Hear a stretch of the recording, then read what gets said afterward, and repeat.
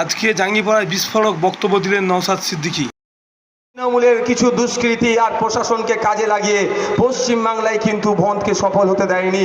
তাই সময় এসেছে কবির শঙ্কর বাবুদেরকেও বুঝিয়ে দিতে হবে, যে কবির শঙ্কর বাবুদেরকে বোঝাতে হবে কৃষকদের ভোট ছাড়া পার্লামেন্টে যাওয়া যায় না। তাই কবির শঙ্কর বাবুদেরকেও বিরুদ্ধেও কৃষকরা ভোট দেবে। আর কল্যাণ বাবুকেও বুঝিয়ে দিতে হবে যে আপনি 2019-এ, 2014-তে, 2009-এ যে পার্লামেন্টে গিয়েছিলেন, কৃষক বন্ধুদের ভোট নিয়ে গিয়েছিলেন, কৃষক বন্ধুদের হয়ে কথা বলেননি। এই 2024-এ আপনাকে আর কৃষকরা ভোট দেবে না, আপনার বিপক্ষে ভোট দেবে, আপনাকেও হারাবে, কল্যাণ বাবুকেও হারাবে। কৃষক বন্ধুদের জন্য তো আমরা আছি, যদি আপনারা আমাদের সুযোগ দেন। আমি রাজ্যের আইনসভার মধ্যে মাননীয় মন্ত্রী এগ্রিকালচার মিনিস্টারকে বারবার জিজ্ঞাসা করেছি যে পশ্চিমবাংলার কৃষকদের মাসিক গড় আয় কত, মাসের শেষে আমাদের পশ্চিমবাংলার কৃষকরা পরিবার পিছু কত টাকা ইনকাম করে। এগ্রিকালচার মিনিস্টার, কৃষিমন্ত্রী বারবার এড়িয়ে গেছেন। আয় 2 গুণ বেড়েছে, 3 গুণ বেড়েছে, এরকম বলে বলে এড়িয়ে যায়। আমি তো চুপ থাকার ছেলে নয়, আপনাদের দু আশীর্বাদে কিছুটা ধরনের শিখেছি। তো আমি বারবার যখন প্রশ্ন করে উত্তর দিচ্ছে না, আমার সন্দেহ হয়েছিল ডাল মে কুছ কালা হয়। তা কী হতে পারে? আমি একটু গুগল থেকে সার্চ করে দেখলাম, কিছু শিক্ষিত যারা ব্যক্তি আছে তাদের সাথে যোগাযোগ করে দেখলাম। গুগলে সার্চ করতে করতে আমি অবাক হয়ে গেলাম। তখনই পেলাম পশ্চিমবাংলার কৃষকরা মাস গেলে 7,000-এর নিচে, বিলো 7,000 ইনকাম করে। আমি অবাক হয়ে গেলাম, চলে কিভাবে? তারপর আমি দেখলাম এটা কি সারা দেশের কৃষকদের জন্য এই ইনকাম, না শুধু আমাদের পশ্চিমবাংলার কৃষকেরা? তো আমি দেখতে দেখতে দেখলাম হরিয়ানা 22,000 টাকা কম করে মাসে ইনকাম করে। জম্মু কাশ্মীর, যেখানে সবসময় বোমগুলি আমরা শুনি, এই সন্ত্রাসবাদী আক্রমণ, হ্যান ত্যান অনেক যেগুলো শুনি, কিন্তু ওখানকার কৃষকরা মাস গেলে প্রায় 18,000 টাকা ইনকাম করে। পাঞ্জাবের কৃষকরাও 20,000-এর কাছাকাছি ইনকাম করে। আমি দেখতে দেখতে দেখলাম তাহলে ভারতবর্ষের সর্বোচ্চ ইনকাম কোন রাজ্যের কৃষকরা করে। সেটা দেখতে দেখতে দেখলাম মেঘালয় রাজ্যের কৃষকরা মাস গেলে প্রায় 30,000 টাকা ইনকাম করে। আমার তো দেখে মাথা ঘুরে গেল। আমি ওটা বিধানসভায় বললাম, যেখানে রাজ্যের আইন তৈরি হয় সে জায়গায় আমি বললাম, এই তথ্যটা তুলে বললাম যে তারাও কৃষক, মেঘালয়ের কৃষকরাও কৃষক, পশ্চিমবাংলার কৃষকরা কৃষক, পাঞ্জাবের কৃষক আর পশ্চিমবাংলার কৃষক, হরিয়ানার কৃষক, পশ্চিমবাংলার কৃষক। কৃষক তো আর আলাদা নয়। তাহলে ওরা এত ইনকাম করছে, আমরা এত কেন কম ইনকাম করছি? দর্শক বন্ধুদের যারা শুনছেন, মাইকের আওয়াজ যাচ্ছে, তাদের জ্ঞাতার্থে জানিয়ে রাখি, মেঘালয়ে মাত্র 313 হেক্টর কৃষি জমি আছে। আর ওয়েস্ট বেঙ্গলে আমি জানতাম 88 লক্ষ হেক্টর। মমতা ব্যানার্জির সরকার ওটা বেরিয়ে এখন বলছে 1 কোটি লক্ষ হেক্টর, তার মানে বেড়েছে। তাহলে আমাদের পশ্চিমবাংলায় কৃষিজ জমির পরিমাণ বেশি, ওখানে 313 হেক্টর মাত্র, এখানে 1 কোটি লক্ষ হেক্টর, মানে বুঝতে পেরেছে কত বেশি? এখানকার কৃষকরা এত কম ইনকাম করছে, ওখানকার কৃষকরা অত বেশি কেন? যখনই বলি এড়িয়ে যায়, যখনই বলি এড়িয়ে যায়। ব্যাপারটা হচ্ছে এখানে যে তোলাবাজদের রমরমা, এখানে দুর্নীতিগ্রস্ত লোকেদের হাতে শাসন কার্য পড়ে গিয়েছে। কৃষকদের যে অধিকার সেটা কৃষকরা সরাসরি পাচ্ছে না। উৎপাদিত ফসলের মূল্য কৃষকরা সরাসরি পাচ্ছেন না। কারা? মধ্যখানে মিডিয়েটার দালালরা খেয়ে নিচ্ছে। সেই জন্য আজকে আমাদের কৃষকরা বঞ্চিত হচ্ছে। মেঘালয়, পাঞ্জাব, হরিয়ানার কৃষকরা সরাসরি পাচ্ছে। এই ডিফারেন্স, এটাকে ধ্বংস করতে হবে। আমি বারবার মাস গেলে 7,000-এর নিচে ইনকাম করবে, এদের ইনকাম বাড়ানোর জন্য পলিসি আনতে হবে। ইনকামটা বেরিয়ে কম করে 15,000 টাকা যাতে করা যায়, তার জন্য পলিসি তৈরি করতে হবে ভারত সরকারকে। এই আওয়াজটা তুলবে, এটা একটা এমপির কাজ। এমপি ইনকাম বাড়িয়ে দিতে পারে না, পলিসি তৈরি করতে হবে। কিন্তু এমপির দুর্দশার কথাটা যে বলবে, আমার মাথার উপরে চাল নাই, আমি গিয়ে কি পার্লামেন্টে বলতে পারবো? সম্ভব নয়। আমি আবাস যোজনার বাড়ি পাইনি, আমি দিল্লি গিয়ে বলতে পারবো? আমার ভাঙা ফুটো বাড়ি, আবার দিল্লিতে গিয়ে ট্রেন ভাড়া করে ট্রেনের টিকিট কেটে যাওয়া আসার হয়তো সেই সামর্থ্য আমার নাই। সেই জন্য বলবে এটাকে, ওই আপনার মাথার উপরে ছাদ নয়, আপনার ছাদ যাতে হয় তাকে সে পাবে কিভাবে, এটা বলবে কি আপনি ভোট দিয়ে তাকে দিল্লি পাঠাচ্ছেন। এই 16 লক্ষ ভোটাররা ভোট দিয়ে দিল্লিতে এই জন্যই পাঠায় যে আমার মাথার উপরে ছাদ নাই, আমার 100 দিনের কাজের টাকা পাচ্ছি না, 100 দিনের পরিবর্তে 200 দিনের কাজ হোক, নিত্য প্রয়োজনীয় জিনিসের দাম কমুক। কথায় যেখানে দেশের আইন তৈরি হয়, যেখানে দেশের আগামী 5 বছর দেশবাসী কিভাবে এগিয়ে যাবে যেখানে তৈরি হচ্ছে, সেই জায়গাতে আমরা আমাদের প্রতিনিধিকে পাঠালাম ইতিপূর্বে 17 বার। কিন্তু দুঃখের বিষয় এখনো আমাদের পাড়াতে, আমাদের এলাকাতে কাঁচা বাড়ি আছে, মাথার উপরে ছাদ নাই। এই বর্ষা বৃষ্টি আসলে অনেকের রোমান্টিক হয়, অনেকে বলে আপনার কি বলে বৃষ্টির ভিডিও তুলে বাংলার জয় হোক, চোরেদের হাত থেকে বাংলা বাঁচুক।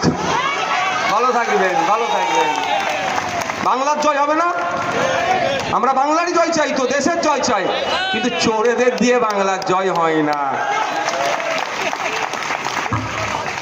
গত রাত্রে আমি একটা জায়গাতে প্রোগ্রাম করে বার হচ্ছি, ওটা বলবো না, পরে কোনোদিন বলবো। তো আগে আবার ফিরে আসি আমার জায়গাতে। আমার একটা এমপিকে পাঠানোর কারণটা কি? এই আবাস যোজনা নিয়ে যে সমস্যা হচ্ছে, যারা আবাস যোজনার পাওয়ার যোগ্য তারা বাড়ি পাচ্ছে না, এটা সমাধান কে করবে? এই যে গরিব মানুষ থেকে পার্লামেন্টে গিয়ে বলবে নাকি যে আমি বাড়ি পাচ্ছে না? সে 40,000 30,000 এই যারা জয় বাংলা স্লোগান দিচ্ছে তাদের লোককে দিতে পারছে না বলে বাড়ি পাচ্ছে না। যে 30,000 40,000 হাতে ধরিয়ে দিয়ে জয় বাংলা বলে দেবে সে বাড়ি পেয়ে যাবে। আর গরিব মানুষটা যার শুধু জয় বাংলা বললেও, শুধু জয় বাংলা বললেও সে যদি না কাটমানি দিতে পারে সে বাড়ি পাবে না। ও তৃণমূলের লোক হলেও বাড়ি পায় না। আমি আপনাদের বলি, এই সমস্যার সমাধান করার জন্যই তো আইন। এই আইনটা যেখানে তৈরি হয় সেখানে যদি আপনার লোক না পৌঁছাতে পারে, ওই এই রকম 1952 সাল থেকে ভোট দিয়েছেন, 17 বার ভোট দিয়েছেন, আরও 17 বার ভোট দেবেন, কিচ্ছু লাভ হবে না। যে আছে তাই আরও তলনিতে চলে যাবে। তাই আপনাদের বলি, আমাকে কটা বাজে গো, আমাকে আর একটা প্রোগ্রাম মেতে যেতে হবে, উলুবেড়িয়াতে প্রোগ্রাম আছে। আমি শেষের দিকে এসে আপনাদের বলি একটা এমপির কাজটা কি। দ্বিতীয় কাজ হচ্ছে, বললাম প্রথম কাজ কি, সমস্যাগুলোকে পার্লামেন্টে উত্থাপন করা। দ্বিতীয় কাজ, যে বিল পাস হয় সেই বিল বা নতুন কোনো বিলের সংযোজন, নতুন কোনো বিল পাস বা অন্য কোনো বিলের সংযোজন বিয়োজন হলে নাগরিকের বিপক্ষে গেলে তার বিরোধিতা করা। 3 নম্বর কাজটা হচ্ছে ইউনিক আইডিয়া শেয়ার করা, যাকে প্রাইভেট বিল বলা হয়।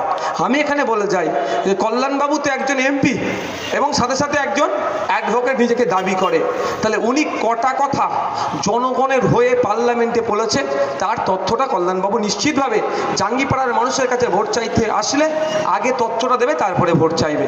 দ্বিতীয়, আপনাদের জেনে রাখা দরকার, একটা এমপি 1 বছরে 5 কোটি টাকা পায়, 5 বছরে 25 কোটি টাকা।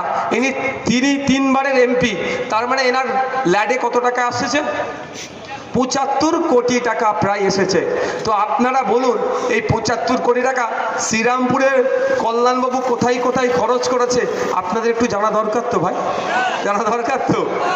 আমি আপনাদের চ্যালেঞ্জ করছি, 20 তারিখে ভোট, এই 20 তারিখের আগে কল্যাণবাবুরা এই তথ্য প্রকাশ করবে না, তথ্য করবে না। কারণ এই তথ্যটা প্রকাশ করলেই এই জয় বাংলা স্লোগান দিয়ে বাংলা থেকে যারা কাটিং করে ওই শঙ্করাঢ্যদের মাধ্যমে দুবাইয়ে পাঠাচ্ছে তাদেরকে ধরা পড়ে যাবে। জয় বাংলা স্লোগান দিচ্ছে, বাংলার জয় হয়ে বলছে, বাংলার উন্নয়নের টাকা দুবাইয়ে চলে যাচ্ছে শঙ্করাঢ্যের হাত ধরে। সেটা এখন জেলে আছে, ইডিনাস কে ধরেছে। তো কথা হচ্ছে এরা বলবে না, কারণ আমি বলে রাখি আমি একজন বিধায়ক। তো এই যে লাইট পোস্টের নিচে আপনারা বসে আছে, এটা ধরো না এমপির ল্যাডে হয়েছে, আমি বোঝানোর জন্য বলছি। তো কত টাকা খরচ হয় না হয় এটা আমি ভালো করে জানি। একটা কল কোনো জায়গায় নলকূপ বসিয়েছে, দেখবেন হয়তো এরা শ্বেতপত্র এই জন্যই প্রকাশ করবে না, নলকূপটা করতে হয়তো 1 লাখ টাকা খরচ, বিল হয়েছে 3 লাখ টাকা। নওশাদ সিদ্দিকী বিধায়ক তো এটা ধরে নিতে পারবে। কারণ আপনাদের বলে রাখি একটা বিধায়কের বছরে 60 লাখ টাকা পায়, সেটা বের এখন 70 লাখ হয়েছে, সেটাও নওশাদ সিদ্দিকীর জন্য, সেনাশিস চক্রবর্তীর জন্য নয়, এলাকার বিধায়কের জন্য নয়। সেনাশিস তাকে জিজ্ঞাসা করবেন, আমি মুখ্যমন্ত্রীকে প্রশ্ন করে 10 লাখ টাকা বছরে বাড়িয়েছি। তো আমি যখন এই ল্যাডের টাকাটা কিভাবে খরচ করব, বিভিন্ন এজেন্সি আমার কাছে এসেছিল, আমি তাদের সাথে কথা বলছিলাম। বিভিন্ন এজেন্সি লোকেরা বলছে এরকম করতে হবে, এইরকম করতে হবে, এই করলে ভালো, এই করলে ভালো। তারপরে ম্যাক্সিমামই আমাকে বলেছে, ভাইজান কত পার্সেন্ট নেবেন? প্রথম যখন আমি শুনছি আমি অবাক হয়ে গেছি, কত পার্সেন্ট নেবো মানে? আমি ভালো করে বলো, বলছে কত পার্সেন্ট আপনার জন্য রাখতে হবে। আমি তখন তাড়া দিয়েছি, আমি বললাম ভাই ঠিক করে বলো তো। তখন বলছে ভাইজান আপনি জানেন না, এমপি এমএলএদের যে টাকাগুলো আসে সেই টাকার যে কাজটা হয় ওর থেকে অনেক এমপি এমএলএ 30% 20% আবার কাটমানি নিয়ে নেয়। বুঝতে পেরেছে কত কামানোর লাইন আছে? কিন্তু ব্যাপারটা হচ্ছে আমি তাকে উত্তর দিয়েছিলাম যে জনগণের ট্যাক্সের টাকা, এটা আমার বাবার নয়, এই টাকাটা কাজ করান, যদি প্রয়োজন লাগে বলবেন, আরও কিছু যুক্ত করে দেবো, ভালো করে কাজটি যাতে হয়। তো এখানে আপনার উদাহরণের জন্য বলছি, একটা হাইমাস্ট লাইট করতে 3.5 লাখ টাকা খরচ আছে খুব বেশি হলে। সেই লাইটটা দেখবেন হয়তো কল্যাণবাবুদের কেন এখন শ্বেতপত্র প্রকাশ করছে না, 75 কোটি টাকা কোথায় কোথায় খরচ করেছে, কেন জনমানুষে আনছে না? আমি ভাঙনের বিধায়ক, আমি ভাঙনের মানুষকে আশ্বস্ত করে রেখেছি 5 বছর শেষ হওয়ার সাথে সাথে আমি যে ওই 3.5 কোটি টাকা মতো হিসাবে পাবো, ওই টাকাটা কোথায় কিভাবে খরচ করেছি টোটাল হিসাব করে খামে ভরে প্রতিটা বাড়িতে আমি পৌঁছে দেবো। আমার দায়িত্ব তো ওটা, আমার দায়িত্ব তো। ভোট দিয়ে আমাকে আইনসভার মধ্যে পাঠিয়েছে, আমি কি কি করেছি আমি তাকে জানাতে হবে না? তো কল্যাণবাবু তো 3 বারের এমপি, 15 বছরের এমপি, তিনি বুঝাবে না এটা? কিন্তু ওটা দেবে না, কারণ হাইমাস লাইট খোঁজ নিয়ে দেখবেন 3 লাখ 3.5 লাখ খরচ, ওটা 7 লাখের বিল করে 3.5 লাখ টাকা তো ঝেড়ে দিয়েছে। হয়তো এটা বেরিয়ে পড়তে পারে। একটা কল করতে 1 লাখ টাকা খরচ, 3.5 লাখ টাকা কল করার বিল করেছে, 2.5 লাখ টাকা ওখান থেকে বেরিয়ে গিয়েছে। এখন যদি ওটা প্রকাশ করে আমার কাছে যদি ঘুরে ফিরে আসে, আমি তো ধরে ধরে বলে দিতে পারবো এই মালটাতে এত টাকা, এই মালটাতে এত টাকা, এই মালটাতে এত টাকা নিয়েছে, কারণ আমিও তো এই ধরনের কাজ করেছি। একটা 100 ফুটের ঢালাই রাস্তা, 8 ইঞ্চি গেজ, 6 ইঞ্চি গেজ, 8 ফুট চওড়া, 100 ফুটে ঢালাই রাস্তা করেছে। বিল ধরাচ্ছে, চোতা ধরিয়ে দিচ্ছে কত, 10 লাখ টাকা খরচ। ওটা